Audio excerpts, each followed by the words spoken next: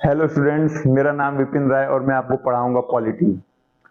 मैं आपसे एक्सपेक्ट करता हूं कि आप लखनऊ यूनिवर्सिटी के एंट्रेंस का प्रिपरेशन कर रहे होंगे और आपका टारगेट होगा फैकल्टी ऑफ लॉ, जहां पे 3 ईयर या 5 ईयर लॉ प्रोग्राम है। यहाँ पे आप जो है 3 ईयर लॉ कर सकते हैं या 5 ईयर का B L L B integrated programme कर सकते हैं।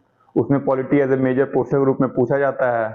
और अगर आप ये वीडियो सुबह में देख रहे हैं तो गुड मॉर्निंग, और दोपहर में देख रहे हैं तो गुड आफ्टरनून, और शाम को देख रहे हैं तो गुड इवनिंग। तो चलिए पॉलिटी के बारे में पढ़ते हैं। उससे पहले मैं आपको बता देता हूं कि लखनऊ यूनिवर्सिटी क्या है और लखनऊ यूनिवर्सिटी का जो है फैकल्टी ऑफ लॉ क्या है। तो लखनऊ यूनिवर्सिटी जो है इंडिया का one of the oldest educational institute है, जो स्टेबलाइज हुआ था 1920 में।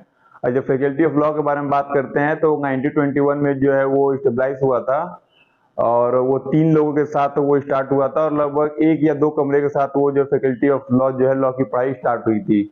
जिसमें से जो है पहले जो है डीन बने थे आपके जगमोहन सिंह जी बने थे, जो पहले डीन थे फैकल्टी ऑफ लॉ के। और फिर 1956 में जो मेजर जो चेंज लाते हैं वो आपके आर यू सिंह लाते हैं, जो 1956 तक जो है वो इस फैकल्टी ऑफ लॉ के जो है डीन की तरफ सर्व करते हैं। और आर यू सिंह ही जी जो एज ए मेन की होल्डर थे, जो आपके जो है डी यू के जो एल एल बी को उन्होंने स्ट्रक्चर किया था, और साथ साथ जो बीएचयू का जो लॉ स्कूल था उसको उन्होंने स्ट्रक्चर किया था, डिजाइन किया था। तो वो यहीं के डीन रह चुके हैं। और जब 5 ईयर लॉ इंटीग्रेटेड प्रोग्राम के बारे में जब बात करते हैं हम, तो जब 5 ईयर लॉ इंटीग्रेटेड प्रोग्राम जब स्टार्ट हुआ था तो उनमें से ओल्डेस्ट जो इंस्टीट्यूशन थे उनमें से एक लखनऊ यूनिवर्सिटी था, जो लगभग 1995 से जो है 5 ईयर लॉ इंटीग्रेटेड प्रोग्राम उसने जो है लॉन्च किया था। यहाँ तक कि जब हम बीएचयू के एलएलबी इंटीग्रेटेड 5 ईयर प्रोग्राम की जब बात करते हैं तो वो खुद 2014 से मतलब 2014 से जो है वो स्टार्ट हुआ था। तो लगभग जब मैं बात करता हूँ तो यहाँ पे 5 ईयर इंटीग्रेटेड प्रोग्राम जो है लगभग जो है 28 ईयर्स लगभग पुराना है। और लखनऊ यूनिवर्सिटी का जो फैकल्टी ऑफ लॉ है one of the oldest law school कह सकते हैं इंडिया का। जब इंडिपेंडेंस से पहले से जो है यहाँ पे जो है लॉ की पढ़ाई स्टार्ट हुई थी। ठीक है। और जब आप फैकल्टी ऑफ लॉ और लखनऊ सिटी जब प्रिपरेशन करते हैं तो इसकी एक्सेप्टेबिलिटी और इसका जो वर्थ है और वैल्यू जो है टाइम के साथ और इंक्रीज होते जा रहा है। इसका जो है मेन रीजन ये भी है कि जो नैक ए प्लस प्लस जो है इसको रेटिंग मिला हुआ है, नैक NAAC जो है, नैक जो है यूजीसी के द्वारा जो है एक कह सकते हैं कमीशन या कमिटी है, जो अलग अलग इंडिया के एजुकेशनल इंस्टीट्यूट जैसे यूनिवर्सिटी होते हैं उनको ये रेटिंग देता है, और उनका जो है कैसा कैसा उनका ओवरऑल परफॉर्मेंस के हिसाब से इनको रेटिंग दिया जाता है। तो उसमें जो है लखनऊ यूनिवर्सिटी को A++ रेटिंग दिया गया है। National assessment and aggregation committee जो है ये नैक है, और ये काफ़ी प्रेस्टिजियस है। और जब फैकल्टी ऑफ लॉ के बारे में बात करते हैं तो यहाँ के अगर एलुमनाई के बारे में इम्पोर्टेंट अगर एलुमनाई के बारे में बात करते हैं तो यहाँ पे आपके जो शंकर दयाल शर्मा जो है वो आपके जो है 8th वाइस प्रेसिडेंट के रूप में सर्व कर चुके हैं इंडिया को 1887 से 1992 तक। और फिर वहीं आगे चल के जो है 9th प्रेसिडेंट बनते हैं इंडिया के 1992 से 1997 तक। और ये यही के जो है स्टूडेंट रह चुके हैं faculty of law Lucknow university के। और साथ में जब AS आनंद जो है इंडिया के जो CGI के पोस्ट भी वो सर्व कर चुके हैं चीफ जस्टिस ऑफ इंडिया के रूप में, जो 10th ऑफ द अक्टूबर से 2001 31 अक्टूबर तक वो सर्व करते हैं। तो वो भी यहीं के एलुमनाई रह चुके हैं। अवतार सिंह के बारे में बात करते हैं जिन्होंने जो है लॉ के बहुत सारे बुक लिखे हैं। और जब आप लॉ के फील्ड में जाएंगे, जब उनके बुक्स जब पढ़ना स्टार्ट करेंगे तो आप पता चलेगा कि उन्होंने उनका कितना कॉन्ट्रीब्यूशन रहा है लॉ के फील्ड में। तो वो भी जो है इसी faculty of law Lucknow university के वो स्टूडेंट रह चुके हैं, ये एलुमनाई है। और रही बात कितने सारे जजेस मजिस्ट्रेट और उन्होंने जो है faculty of law Lucknow university ने जो है इस कंट्री को दिया है, तो वो लगभग इन मतलब अनलिमिटेड है। मतलब हर साल जो है PCSJ यहीं के स्टूडेंट क्वालिफाई करते हैं और कंट्री को सर्व करते हैं। तो with the time Lucknow university के एक्सेप्टेबिलिटी और वैल्यू वर्थ जो इंक्रीज होते जा रहा है, और बेसिकली 5 ईयर लॉ का जो है इंट्रेंस और भी टफ होते जा रहा है। और मैं आपको पढ़ाऊंगा पॉलिटी। और पॉलिटी जो है as a major portion cover करता है लखनऊ यूनिवर्सिटी के इंट्रेंस एग्जाम में। और ये जब मैं पॉलिटी आपको पढ़ाऊंगा तो ये आपके केवल लखनऊ यूनिवर्सिटी के एंट्रेंस एग्जाम तक नहीं लिमिटेड रहेगा। आप एमएससीईटी का प्रिपरेशन करते हैं, आप सीयूईटी का प्रिपरेशन करते हैं, या अगर किसी भी अगर स्टैटिक जीके के पोर्शन के प्रिपरेशन करते हैं जिसमें polity as a major portion रहता है, या आप किसी भी कॉम्पिटिटिव एग्जाम का प्रिपरेशन करते हैं, एसएससी, रेलवे, कोई भी अगर आप एग्जाम को प्रिपरेशन करते हैं जहाँ पे पॉलिटी स्टैटिक जीके के रूप में पूछा जाता है, तो ये वीडियो आपको काफी, जो मैं सीरीज स्टार्ट करने वाला पॉलिटी का, वो आपको काफी हेल्प करेगा। और पॉलिटी जब कैसे स्टार्ट होती है, तो पॉलिटी का पहले हम लोग जो है उसके बैकग्राउंड के बारे में पढ़ेंगे कि कैसे जो है उसका एक पटकथा, कैसे उसका बेस तैयार होता है। जैसे आप बाहुबली या अगर आप केजीएफ देखते हैं तो पहले पार्ट 1 में क्या स्टार्ट होता है कि कैसे उसका एक बेस तैयार होता है कि पटकथा लिखी जाती है। उसी तरह उसके बैकग्राउंड हम लोग पढ़ेंगे कैसे इंडियन चार्टर एक्ट आता है, इंडियन रेगुलेशन एक्ट कैसे आता है, पिट्स एक्ट कैसे आता है, मॉर्ली मिंटो रिफॉर्म कैसे आता है 1909 में, और फिर हम लोग देखेंगे कि गवर्नमेंट ऑफ इंडिया एक्ट कैसे आता है 1935 में। फिर उसके साथ जो कैसे इंडिया का जो पहला जो है सुप्रीम कोर्ट स्टेबलाइज होता है, और ये सब चीजें कैसे कैसे रिफॉर्म होती हैं और कैसे नेशनल मूवमेंट के साथ ये कोरिलेट होती है, वो साथ में हम लोग पढ़ेंगे। ये जो है प्री हिस्टोरिक बैकग्राउंड ये आपका क्रिएट होगा। फिर उसके साथ हम लोग पढ़ेंगे कि कैसे जो है लॉरेंस और क्रिप्स मिशन आती है, इंडियन कैबिनेट मिशन कैसे इंडिया में आती है प्रपोजल लेके कॉन्स्टिट्यूशन बनाने के लिए, इंडिया इंडिपेंडेंस एक्ट के थ्रू कैसे इंडिया इंडिपेंडेंट होता है। और फिर लॉर्ड माउंटबेटन के थ्रू हम लोग देखेंगे कैसे इंडिया का पार्टीशन होता है, और ये पार्टीशन की वजह से जो है इंडिया के जो कॉन्स्टिट्यूशन असेंबली है उसमें कैसे चेंज आता है, उसके जो सीट एलोकेशन में कैसे चेंज आता है। और ये सब जब प्री हिस्टोरिक हम लोग जब इसके ऊपर बात कर लेंगे तो फिर हम लोग जो है मेन अपने कॉन्स्टिट्यूशन के ऊपर आएंगे कि कॉन्स्टिट्यूशन में कितने पार्ट्स होते हैं, कॉन्स्टिट्यूशन में कितने शेड्यूल्स होते हैं, कॉन्स्टिट्यूशन में कितने आर्टिकल्स होते हैं, और कॉन्स्टिट्यूशन असेंबली में टोटल कितने मेंबर्स थे, वुमेन्स कितनी मेंबर थी, और कॉन्स्टिट्यूशन असेंबली के कितने जो है सेशन लिए गए थे, कौन से सेशन कब लिए गए थे, कॉन्स्टिट्यूशन जो है कब आपको इम्प्लीमेंट किया गया, और कॉन्स्टिट्यूशन असेंबली के प्रेसिडेंट कौन रहे हैं। ये सब चीजें जो स्टैटिक जीके के पोर्शन पार्ट है उसके बारे में बात करेंगे। फिर हम लोग आगे बढ़ेंगे तो फिर हम लोग बात करेंगे कि कैसे कॉन्स्टिट्यूशन का जो है आर्टिकल 1 से लेके आर्टिकल 51 जो बेसिक आर्टिकल्स हम लोग वो एकदम डीप में और अच्छे से पढ़ेंगे, क्योंकि एज ए इंडियन सिटीजन्स के रूप में और as a aspirant for the law entrance ये बहुत इंपॉर्टेंट पार्ट हो जाता है, क्योंकि ये जो सेक्शन है या जो आपके आर्टिकल्स हैं ये आपके हर जो है एंट्रेंस एग्जाम में या किसी भी कॉम्पिटिशन एग्जाम में पूछते हैं। 1 to 4 union and it's territory हो गया, फिर 5 से 11 तक आपकी सिटीजनशिप, फिर 12 से 35 तक फंडामेंटल राइट्स। फंडामेंटल राइट जो है बहुत इंपॉर्टेंट पार्ट होता है किसी भी लॉ कॉम्पिटिटिव एग्जाम के लिए, कैसे फंडामेंटल राइट्स में कैसे रीजनेबल रिस्ट्रिक्शन होते हैं, और उसके साथ साथ जो है कैसे फंडामेंटल राइट्स में जो है कैसे जो है अलग अलग राइट्स हैं, और कुछ राइट्स कैसे आपको उससे कैसे जैसे राइट टू प्रॉपर्टी आपसे कैसे ले लिए गए हैं, उसको किस पोर्शन में डाल दिया गया। फिर हम लोग बात करेंगे फंडामेंटल राइट्स के आगे, फिर राइट टू कॉन्स्टिट्यूशनल रेमेडीज जो फंडामेंटल राइट्स का पार्ट है। फिर हम लोग बात करेंगे जो अलग अलग आपको जो रिट्स प्रोवाइड किए जाते हैं, मैंडेमस, हैबियस कॉर्पस, क्यो वारंटो, सर्चरी, प्रोहिबिशन, जो 5 अलग अलग टाइप के जो आपको रिट्स प्रोवाइड किए जाते हैं वो हम लोग उसके बारे में बात करेंगे, और कब कब वो इशू किए जाते हैं।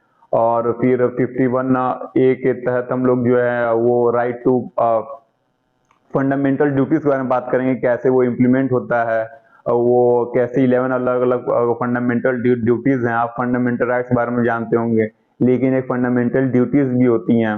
फिर उसके बाद हम डीपीएसपी के बारे में बात करेंगे जो आपके 36 से 51 तक दिए गए हैं। फंडामेंटल ड्यूटीज जो है कैसे किसी के स्टेट पॉलिसी में या स्टेट के लॉ मेकिंग में कैसे वो हेल्प करता है, नीति निर्देशक का तो उसको हिंदी में कहते हैं। और जब लोग उसको पढ़ेंगे तो फिर हम लोग जो है यूनियन एग्जीक्यूटिव पे हम लोग आएंगे कि जैसे प्रेसिडेंट और पार्लियामेंट पे हम लोग पढ़ेंगे। पार्लियामेंट बेसिकली लोकसभा, राज्यसभा और प्रेसिडेंट से मिलकर बना होता है। और फिर हम लोग जब पार्लियामेंट का पोर्शन जब पढ़ेंगे तो उसमें हम लोग पहले प्रेसिडेंट को पढ़ेंगे कि प्रेसिडेंट के लिए क्या क्या एलिजिबिलिटी क्राइटेरिया होता है, और प्रेसिडेंट को कैसे इम्पीचमेंट किया जाता है, उनसे रिलेटेड क्या आर्टिकल हैं, उनके पास कौन सा वीटो पावर है, और वो कैसे जो है तीनों थल, नभ और जल सेना के कैसे वो जो है हेड हेड होते हैं, वायुसेना, जल और थल तीनों, मतलब इंडियन आर्मी के कैसे वो हेड होते हैं, उनके बारे में पढ़ेंगे। और कैसे वो जो है एक प्राइम मिनिस्टर और प्रेसिडेंट जो है कैसे अलग अलग हैं, एक नॉमिनल होते हैं और एक रियल एग्जीक्यूटिव हेड होते हैं, तो उन दोनों को डिफ्रेंशिएट करेंगे। और जब प्रेसिडेंट के बारे में पढ़ने के बाद फिर हम लोग पढ़ेंगे राज्यसभा और लोकसभा के बारे में। लोकसभा में कितने मेंबर्स होते हैं, क्या क्या उनको प्रिविलेज प्रोवाइड किए जाते हैं, कैसे कोई एक्ट, कैसे कोई बिल जो है पास होता है, कैसे एक सिंपल मेजोरिटी से पास होता है, एक स्पेशल मेजोरिटी से कैसे कोई एक्ट या जो बिल है कैसे कोई एक्ट बनता है। और ये फिर हम लोग लोकसभा के बाद हम लोग फिर राज्यसभा के बारे में पढ़ेंगे। राज्यसभा में जो है कितने मेंबर्स होते हैं, हर स्टेट के कितने रिप्रेजेंटेटिव वहाँ पे प्रेजेंट किए मतलब जाते हैं वहाँ पे, उनके कितने हर स्टेट के अलग अलग शेयर्स होते हैं या रिप्रेजेंटेटिव जाते हैं, और टाइम टू टाइम उनका कितना टेन्योर होता है, ये सब चीजें हम लोग पढ़ेंगे। कैसे उनको इलेक्ट किया जाता है, इलेक्टिंग प्रोसेस के बारे में हम लोग मतलब पढ़ेंगे। और फिर यूनियन एग्जीक्यूटिव के बाद फिर हम लोग स्टेट एग्जीक्यूटिव के बारे में पढ़ेंगे कि जो अलग कितने स्टेट्स हैं, कितने यूनियन टेरिटरीज हैं, और वो कैसे मिलके बने होते हैं। गवर्नर, लोकसभा, जो स्टेट लेजिस्लेटिव और स्टेट असेंबलीज होते हैं, स्टेट काउंसिल जो होते हैं हर स्टेट में नहीं आपको रहते हैं, स्टेट काउंसिल बनने के लिए क्या एलिजिबिलिटी होनी चाहिए, और स्टेट काउंसिल में कौन कौन से मेंबर्स होते हैं, कैसे स्टेट काउंसिल मेंबर इलेक्ट किए जाते हैं। जैसे स्टेट काउंसिल के बारे में अगर बात करें तो उत्तर प्रदेश में आपको है, बिहार में है, कर्नाटका में है, बंगाल में है, और सभी स्टेट में है, और लगभग लगभग मेरे ख्याल से 6 to 7 स्टेट्स में है। तो कैसे स्टेट काउंसिल फॉर्म होता है, फिर स्टेट काउंसिल और राज्यसभा में क्या राज्यसभा में क्या सिमिलैरिटीज है, और लोकसभा और जो है स्टेट असेंबली में क्या सिमिलैरिटीज हैं, और ऐसे हम लोग को रिलेटेड करते हुए हम लोग इसको पढ़ेंगे। और प्राइम मिनिस्टर के बारे में हम लोग पढ़ेंगे, प्राइम मिनिस्टर के पास क्या पावर होता है, कैसे वो रियल एग्जीक्यूटिव होता है। प्राइम मिनिस्टर के बाद कैसे वाइस प्राइम मिनिस्टर क्या होता है, उप प्रधानमंत्री क्या होता है, उनके पास क्या पावर होता है, क्या वो जो है कॉन्स्टिट्यूशनल पोस्ट है, मतलब संवैधानिक पद है, या मतलब बस एक पॉलिटिकल स्टेबिलिटी के लिए लाया गया है। ये सब चीज़ हम लोग डिफरेंट एस्पेक्ट के बारे में बात करेंगे। और फिर हम लोग इसके साथ आगे बढ़ेंगे तो फिर हम लोग जो है जुडिशरी के बारे में पढ़ेंगे, जुडिशरी के पास क्या पावर है, पीआईएल कैसे क्या होता है, कब इसको इंट्रोड्यूस किया गया है पीआईएल, और कैसे कोई जज कैसे इम्पीचमेंट किया जाता है किसी जज को, कैसे कोई जज के लिए क्या एलिजिबिलिटी क्राइटेरिया होता है, और जज का क्या रिटायरिंग एज होता है, तो हम लोग इसके बारे में पढ़ेंगे। और फिर हायरार्की के बारे में पढ़ेंगे, क्या सुप्रीम कोर्ट और हाई कोर्ट और नीचे फिर सिविल कोर्ट रहता है। और फिर उनका जुडिकेचर के बारे में पढ़ेंगे कि क्या जैसे लक्षद्वीप में अगर कोई मर्डर हो जाता है तो कौन से कोर्ट में वो फॉल करेगा, फिर उसका केस कहाँ चलेगा। और अंडमान निकोबार जैसे हो गया, दमन दीव हो गया, ये यूनियन टेरिटरी हो गया, जो ऐसे एक्सक्लूडेड एरिया है, उनका कौन सा कोर्ट है, कौन सा जुडिकेचर है। तो ये बहुत चीजें हैं जो आप बहुत माइन्यूट है, लेकिन जो है बहुत इंपॉर्टेंट होते हैं, और कई बार एमसीक्यूज क्वेश्चन में ये सब पूछ दिए जाते हैं या आते हैं। तो हम लोग हर एस्पेक्ट को कोशिश करेंगे उसको कवर करने का, और हम लोग बहुत ही आराम से और बहुत ही अच्छे और बहुत ही समझते हुए धीरे धीरे आराम से हम लोग पढ़ेंगे, समझेंगे। और फिर जुडिशरी के बाद जो है इमरजेंसी प्रोविजन के बारे में पढ़ेंगे। 352, 356, 360 आर्टिकल्स हो गए, क्या फाइनेंशियल इमरजेंसी क्या होते हैं, स्टेट इमरजेंसी क्या होता है, नेशनल इमरजेंसी क्या होता है, कब लगता है ये, क्या इंडिया में ये एक भी बार मतलब इम्प्लीमेंट हुआ है कि नहीं, लगा है कि नहीं लगा है, इसके बारे में पढ़ेंगे। ये इम्पोर्टेंट अमेंडमेंट कौन कौन से रहे हैं, 42nd अमेंडमेंट की, जैसे उसको मिनी कॉन्स्टिट्यूशन कहा जाता है। और फिर 73rd और 74th पढ़ेंगे, जो पंचायती राज व्यवस्था आती है, और म्यूनिसिपल कॉरपोरेशन का जो है कंसेप्ट आता है, उसके बारे में पढ़ेंगे अलग अलग। फिर हम लोग नेशनल जो रीजनल लैंग्वेज का जो राष्ट्र भाषा का जो दर्जा दिया गया है उसके बारे में पढ़ेंगे हम लोग। जो 22 अलग अलग लैंग्वेज उसको जो है एक्सेप्ट किया गया है। और फिर जब हम लोग ये पढ़ लेंगे तो फिर हम लोग एक पूरा समरी सम अप करेंगे और उसको एक अच्छे से एमसीक्यू का एक हम लोग एक अलग से फिर उसका सीरीज ले आएंगे, जो हम लोग क्वेश्चन भी बेसिकली प्रैक्टिस करेंगे ताकि हम लोग का रिवीजन भी अच्छे से हो जाए और कोई भी क्वेश्चन कोई भी एस्पेक्ट छूटे ना। और जो पॉलिटी बहुत स्कोरिंग सब्जेक्ट होता है और आप उसमें जो स्कोर अच्छे से आप जो है गेन कर सकते हैं।